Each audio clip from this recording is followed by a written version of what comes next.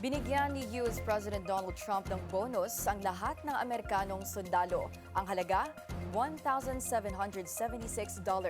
Alamin kung bakit sa Politico Update ni US correspondent Henny Espinosa.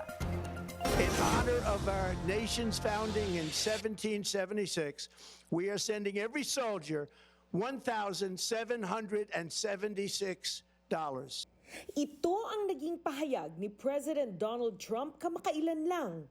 Isang magandang pamasko para sa mahigit 1,450,000 US military members na tinawag niyang Warrior Dividend. Bawat sa isa sa kanila ay nakakuha ng $1,776 bilang pagkilala sa kanilang serbisyo. Ipinagyabang din ni Trump na tumaas ang military recruitment nang siya ay maupo muli sa White House.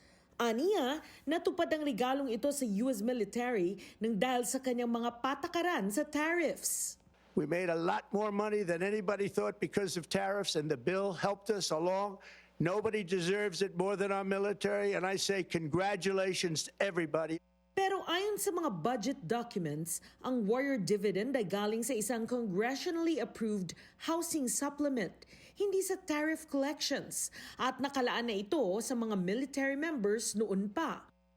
Para sa ilan, hindi na nila iniisip ang pinanggalingan ng pera. Ang mahalaga ay makakatulong ito sa kanila ngayong Pasko, lalo pat mahal ang mga bilihin. Para sa isang PhilAm service member, tamang-tama ang dating ng biyayang ito.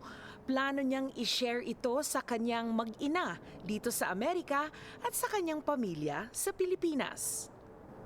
Ang 49 anyos na si Noel Ang ay isang medic sa US Army na nakastation sa Vancouver, Washington.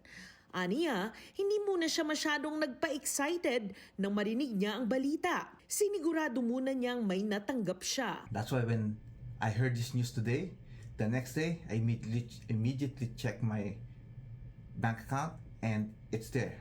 I was so happy and glad, so thankful. Of course, I will send some money to the Philippines. It's December. And then I will spend a nice Christmas with my family, with my wife, my son, and send money to my daughter in California. Noong nasa Pilipinas pa siya nagtatrabaho, bawat Pasko ay nakaantabay na si Ang sa kanyang 14th month bonus. Yan ang namiss niya dito sa Amerika. I learned that here, that's not common. So I'm really glad that I get this 77.6. Thank God, and I feel so blessed. Ngayong Pasko, ang tulong na ito ay nagiging simbolo ng pasasalamat mula sa serbisyo para sa pamilya. Henny Espinosa, Billionaire News Channel, San Francisco.